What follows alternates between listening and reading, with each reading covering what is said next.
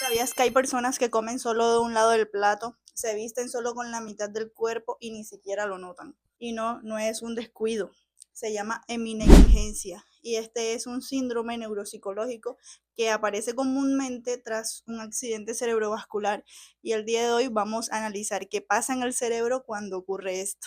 Para entender la heminegligencia, primero vamos a hablar de dos funciones claves, la percepción y la atención. La atención, como muchos ya saben, es el proceso que nos permite seleccionar la información relevante del entorno. La atención funciona como una especie de filtro que selecciona lo que es más importante o lo que puede ser más relevante para que nosotros lo procesemos con claridad.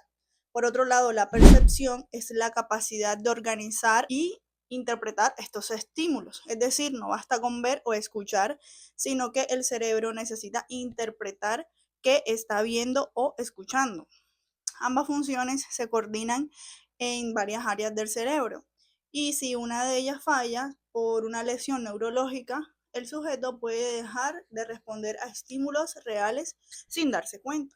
La heminegligencia no es una alteración sensorial, sino atencional.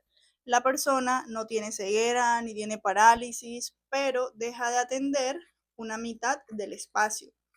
Generalmente ocurre tras un daño en el hemisferio derecho del cerebro, en zonas como el lóbulo parietal inferior, el giro supramarginal o la ínsula, lo que produce negligencia hacia el lado izquierdo.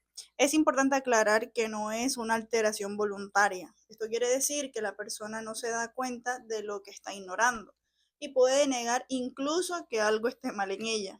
La negligencia puede expresarse de diferentes formas.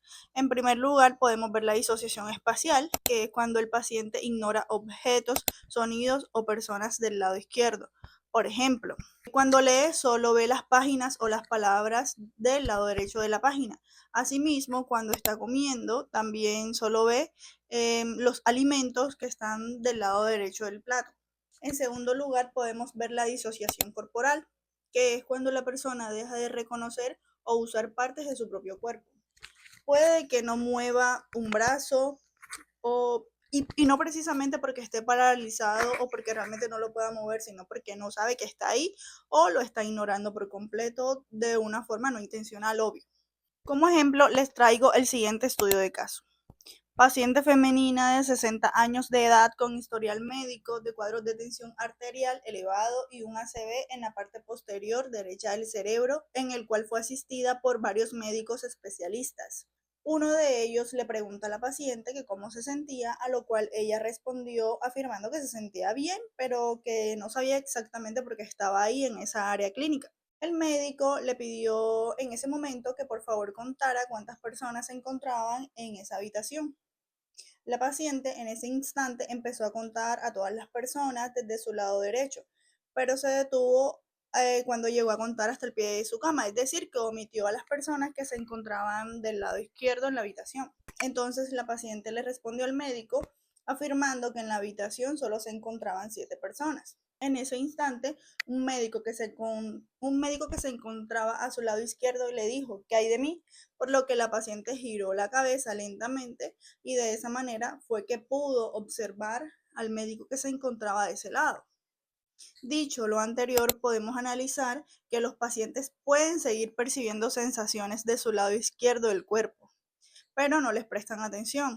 En este caso, podemos notar que la paciente no tenía una dificultad visual o auditiva, sino que no podía dirigir la atención al lado contralateral a la lesión presentada en el cerebro. Como estudiantes de psicología, enfrentarnos a estos casos clínicos no solo nos permite comprender lo complejo que puede llegar a ser el cerebro humano, sino también darnos cuenta de lo importante que es observar con atención más allá de lo evidente. Ahora cuéntame, ¿te gustaría aprender más sobre estos síndromes? ¿Ya habías escuchado hablar sobre la negligencia? ¿En tu universidad ya lo viste? Déjame tu comentario o comparte este caso con tus compañeros. También puedes guardar este video como referencia para tus apuntes. Déjame un like y nos vemos en una próxima ocasión hablando de neuropsicología. Bye.